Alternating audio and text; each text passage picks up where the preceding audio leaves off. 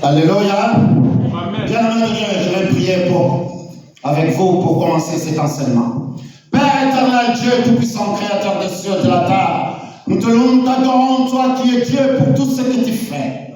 Les terres de tes enfants qui tu disposes cet après-midi, afin de recevoir ta parole, Père. Cette parole, Père, est rendue disponible cet après-midi. Je te loue, je te bénis pour tes enfants ici présents, mon Dieu, mon roi, pour tous ceux qui vont écouter cette parole, Père, afin que cette parole porte la délivrance et la guérison dans leur vie. Car tu es celui qui est le créateur des cieux et de la terre et de tout ce qui s'y trouve, et ta main n'est pas si courte, Père, pour bénir. Ta main n'est pas si courte, Père, pour guérir, et ta main n'est pas si courte, Père. Combien? Pour faire pleuvoir une bénédiction dans l'abondance dans la vie de tous tes enfants qui te louent, qui t'adorent en esprit et en vérité. Au nom de Jésus-Christ, Père, que nous te disons cet après-midi. Amen. Bien-aimé de Dieu dans le Seigneur cet après-midi, mon cœur est dans la joie enfin que nous puissions partager cette parole. Car cette parole que Dieu a rendue disponible pendant ces mois d'août, bien-aimé de Dieu, sur le mariage. Et mon cœur est dans la joie de vous voir là présent enfin d'écouter cette parole. Amen. Le mariage. Le devoir de l'homme et de la femme dans le mariage. Mais bien-aimé de Dieu, l'homme a des devoirs tels que la femme aussi en a.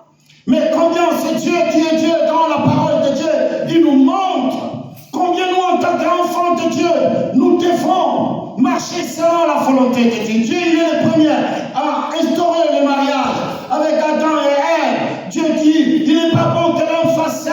Alors Dieu, dans sa grâce, dans sa grandeur, il donna la femme à l'homme. Alléluia. Amen. Ainsi, le premier mariage commença. Il est restaurateur du mariage. Et aujourd'hui, bien-aimé de Dieu, toi et moi, dans l'amour de Dieu, nous allons voir combien Dieu a donné des instructions à l'homme ainsi qu'à la femme. Mais bien-aimé de Dieu, le devoir où la femme doit à l'homme. Et c'est que l'homme doit à qui? À la femme. Mais bien-aimé de Dieu, cet après-midi, la parole de Dieu dans le livre d'Éphésiens. C'est là où nous allons regarder, bien-aimé de Dieu. C'est là où nous allons décortiquer cet après-midi, bien-aimé de Dieu, combien c'est Dieu qui est Dieu, dans son amour, dans sa bonté. Il nous montre la grandeur et la puissance de Dieu.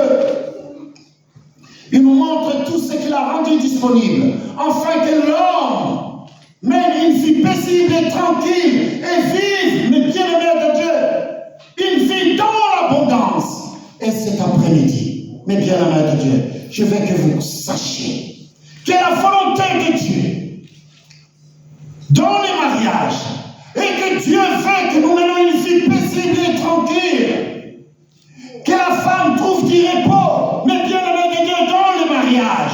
Car c'est lui qui a instauré le mariage, bien-aimé de Dieu. Et c'est pour cela, il veut que notre vie soit dans l'abondance et que nous menions une vie paisible et tranquille. Et que la femme reçoive du repos, bien-aimé de Dieu, dans son foyer. Alléluia. Mais bien-aimé de Dieu, la parole de Dieu dans le livre d'Éphésiens, que nous allons regarder, que nous allons voir dans sa grandeur. Car combien nous allons étudier ce livre d'Éphésiens, mais bien-aimé de Dieu, dans le chapitre 5, pour comprendre le devoir de l'homme et celle de qui? De la femme. Car la volonté de Dieu est que l'homme, bien-aimé de Dieu, aime sa femme. Alléluia. Amen. Mais bien-aimé de Dieu, la parole de Dieu dans le livre d'Éphésiens. Je commence au verset 22. Alléluia. Mais bien-aimé de Dieu, c'est très important que nous sachions ces choses. Car la volonté première de Dieu, ce n'est pas que les gens se séparent. Car aujourd'hui, nous regardons ce qui se passe. En plus, ce temps que nous sommes en train de passer, où nous regardons, bien-aimé de Dieu, ces influences maléfiques. Nous avons traité la fois dernière cet esprit destructeur du mariage qui déchire nos mariages, qui déchire nos vies. Mais alors que la volonté de Dieu est que l'homme aime sa femme et que la femme soit soumise à qui? À son mari. Mais bien-aimé de Dieu, C'est vraiment très important pour que nous comprenions cela cet après-midi. Ainsi, nous pouvons voir la gloire et la grâce de Dieu pour ceux qui marchent selon la volonté et ceux qui ont du respect l'un envers l'autre. Mais bien aimé de Dieu, la parole de Dieu est dans le livre d'Éphésiens. Éphésiens chapitre 5, verset 22. Femmes, soyez soumises à vos maris. Alléluia. Je commence d'abord aux femmes. Car combien, bien aimé de Dieu, dans la parole de Dieu, Dieu en a donné que Dieu en a donné des responsabilités, Dieu devoirs dans l'homme, dans la femme. Deux seuls devoirs, bien aimé de Dieu, que la femme doit accomplir dans son mariage. La soumission, mais bien aimé de Dieu, et le respect. Alléluia. Amen. La femme doit respecter son mari. Et la femme doit, bien aimé de Dieu, une soumission, telle qu'une obéissance à son mari. Alléluia. Et ici nous regardons le premier point qui est la soumission. Cette soumission, bien aimé de Dieu, ce n'est pas parce que Dieu a dit que la femme doit obéir à son mari, elle doit se soumettre à son mari, et que cette soumission est totale en toutes choses. Même si ton mari te dit va voler au carrefour, et que tu vas aller voler au carrefour parce que tu es soumise à ton mari. Alléluia. Non, ce n'est pas cela, bien-aimé de Dieu. Ce n'est pas parce que ton mari t'a dit d'aller voler et comme tu es une femme soumise et tu vas aller voler. Non, bien-aimé de Dieu. C'est selon la volonté de Dieu. La volonté de Dieu, bien-aimé de Dieu. Nous allons voir, car si j'aime ma femme, je ne lui ferai pas du mal. Je ne lui dirai pas de faire quelque chose, mais bien-aimé de Dieu qui est à la rencontre de la parole. Et c'est pour cela, la femme doit cette obéissance, cette soumission à son mari, selon la volonté de Dieu. Nous devons, bien-aimés de Dieu, obéir à nos maris, selon la volonté de Dieu. Et pas simplement parce qu'il est le mari. Il t'a dit quelque chose, alors tu dois complètement obéir, les yeux fermés. Alléluia. Examinons la parole de Dieu. Est-elle conforme à ce que mon mari est en train de me dire? C'est pour cela, mes bien-aimés de Dieu, nous devons toujours mettre la parole de Dieu au centre de nos mariages, au centre de nos vies, et que la parole de Dieu soit au milieu de nous. Car ce verset 22 montre combien notre Père Céleste veut que la femme soit soumise à qui? À son mari. Alléluia. Bien-aimés de Dieu, c'est très important pour que vous compreniez cela. Je veux que vous compreniez que la volonté première de Dieu est que la femme soit soumise à son mari. C'est une obéissance pas à l'aveugle, mais selon la volonté de Dieu. Vous examinez combien ce que ton mari est en train de te dire. Est-ce que c'est la volonté de Dieu ou pas? Si ce n'est pas la volonté de Dieu, bien-aimé de Dieu, je ne te dis pas que ton mari te dit saute sur ces ponts et toi aussi tu vas sauter parce que tu obéis à ton mari. Non, bien-aimé de Dieu. Mais c'est une soumission, bien-aimé de Dieu, selon la volonté de Dieu. Quelle est la volonté de Dieu? Mais bien-aimé de Dieu. Dieu regarda l'homme. Il dit non. Je ne veux pas que l'homme soit seul. Alléluia. Amen. Dieu a regardé qu'est-ce qu'il faut pour cet homme. Il lui faut un semblable, quelqu'un qui viendra l'aider. Et c'est ainsi, mes bien-aimés de Dieu, nous allons lire le livre de Genèse. Alors avec moi dans le livre de Genèse. Genèse chapitre 2. Mais gardez quand même la main, bien-aimés de Dieu, dans le livre d'Éphésiens. Car nous allons travailler le livre d'Éphésiens aujourd'hui. Ces chapitres qui nous montrent combien l'amour de Dieu est tellement grand. Pour nous qui sommes enfants de Dieu, il fait que nous soyons comment? Nous soyons soumises. Que les femmes soient soumises à qui? À leur mari. Alléluia. dans le livre de Genèse, Genèse chapitre 2. Genèse chapitre 2, verset 21. Genèse 2, 21. Combien c'est tellement merveilleux, bien-aimé de Dieu. Enfin que les enfants de Dieu comprennent que notre Père Céleste veut que nous soyons obéissants. Genèse chapitre 2, verset 21. Écoute ce que la parole de Dieu nous dit. Verset 21. Alors l'Éternel Dieu fit tomber un profond sommeil sur l'homme qui s'est s'endormit. Il prit une de ses cordes et renferma la chair à sa place. L'Éternel Dieu forma une femme de la côte qu'il avait prise de l'homme et il l'amena vers qui? Vers l'homme. Et l'homme dit, voici cette fois celle qui est os de mes os et chair de ma chair. On l'appellera comment? Femme, parce qu'elle a été prise de l'homme. C'est pourquoi, mes bien-aimés de Dieu, l'homme quittera son père et sa mère et s'attachera à sa femme et ils deviendront quoi? Une seule chair. Mais bien-aimés de Dieu, combien c'est très important, nous comprenons que notre Père Céleste nous a donné cette responsabilité. Donc je dois aimer ma femme, afin que combien dans sa vie, elle soit soumise, obéissante. Pourquoi? Parce que je l'aime tel que j'aime moi-même. Alléluia. Amen. Et ici, nous travaillons encore sur la femme. La parole de Dieu nous dit combien ici que la femme, soyez soumise à vos maris. Ça, c'est le premier parti. Soyez soumise à vos maris, comme à qui? Au Seigneur. Mais maintenant, regardez le verset 33. Nous avons déjà le premier devoir de la femme, qui est la soumission. Mais je vous ai expliqué que cette soumission ne veut pas dire simplement quand ton mari dit, et tu exécutes directement sans regarder la grandeur et la profondeur de la parole de Dieu. C'est pour cela que la parole de Dieu doit être au centre de votre vie. C'est pas parce que tu es soumise à ton mari et ton mari vient et te dit que non, chérie, tu sais que notre vie, dans ce moment, il est difficile. Alors, j'ai trouvé un moyen chez un marabout, chez un féticheur ou dans les loges pour que je puisse devenir riche. Mais nous devons donner nos enfants. Alléluia.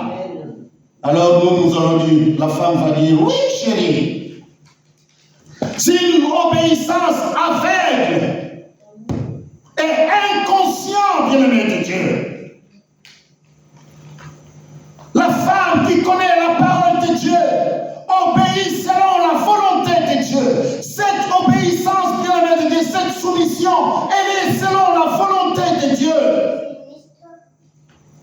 Nous n'accomplissons pas les désirs de la chair. Une femme qui connaît la parole de Dieu, bien-aimé de Dieu, voit son mari. La parole de Dieu dit que Dieu a mis une aide. Quelqu'un pour aider l'homme. Mais bien-aimé de Dieu, une aide semblable à qui? À lui. Alléluia. Amen. Ne deviens pas une pierre d'achoppement pour ton mari, mais deviens, bien-aimé de Dieu, une aide. Parce que l'homme aussi en a des faiblesses. Et quand tu vois, bien-aimé de Dieu, ton mari vient avec des propositions qui sont négatives, qui est même néfaste, qui peut détruire votre vie, là, bien-aimé de Dieu, nous ne parlons plus de l'obéissance ou de la soumission. Mais combien nous disons simplement, prenez la parole, mettez-les au centre de notre vie et parlons-en.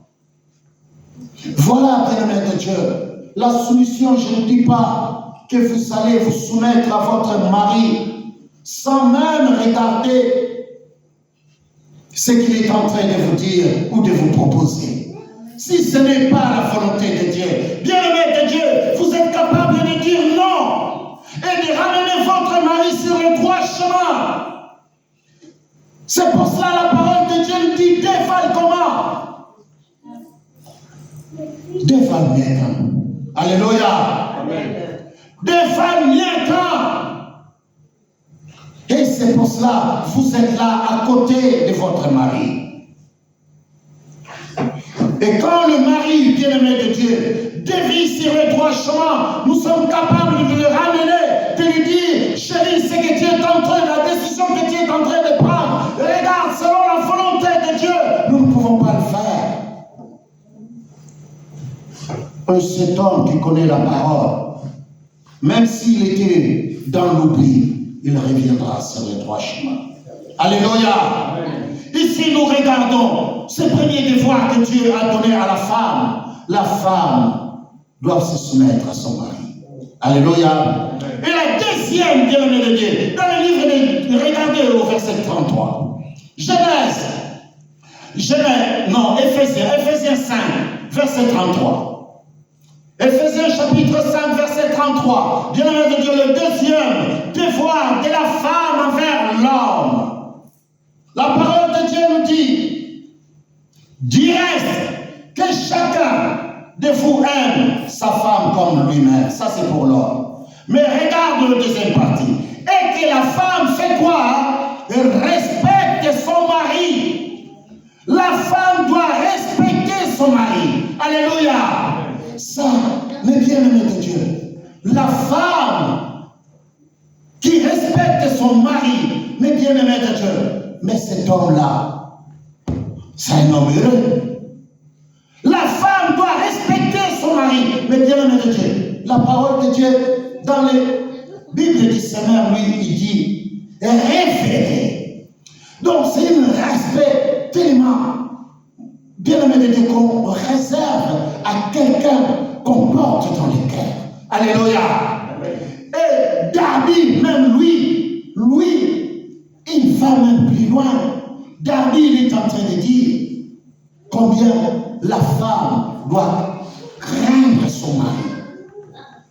David, lui, il est en train de dire que la femme doit craindre. Donc, cette crainte, pas avoir peur, non. Parce que la parole de Dieu nous dit que j'ai la crainte de Dieu, mais je n'ai pas peur de Dieu, mais j'ai du respect envers Dieu. Tout comme ma femme doit avoir du respect avec son mari. Alléluia. Quand une femme respecte son mari, alors ce mari, bien aimé, cet homme, il est respecté partout où il va. Mais si cette femme qui ne respecte pas son mari, qui rencontre des histoires de son mari dehors, ce mari-là, oh non, je suis simplement là pour rester. Sinon, elle ne sert à rien. Il ne sert à rien, ce mari-là. Il ne sert à rien. Mais bien aimé de Dieu, les gens à laquelle ils reçoivent les messages, ils vont considérer votre mari comment? Tu es en train de réduire, bien aimé de Dieu, le respect et la vie de ton mari. Combien les gens vont les considérer? Quelle considération il aura vis-à-vis de tes amis, de ta famille? Mais bien aimé de Dieu, la parole de Dieu dit respectez ton mari.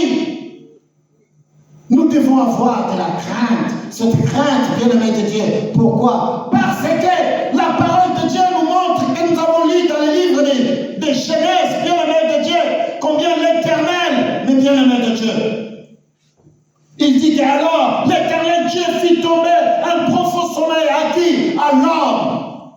Vous avez été tirés de l'homme. Alléluia. C'est très important afin que nous comprenions ces choses. Vous avez été tirés de l'homme. C'est ainsi, bien-aimé de Dieu, qu'ici nous regardons que la parole de Dieu nous montre combien c'est très important et que la femme respecte son mari. Car quand la femme respecte son mari, alors cette femme est couverte, mais bien-aimé de Dieu, d'une voile spirituelle de son mari.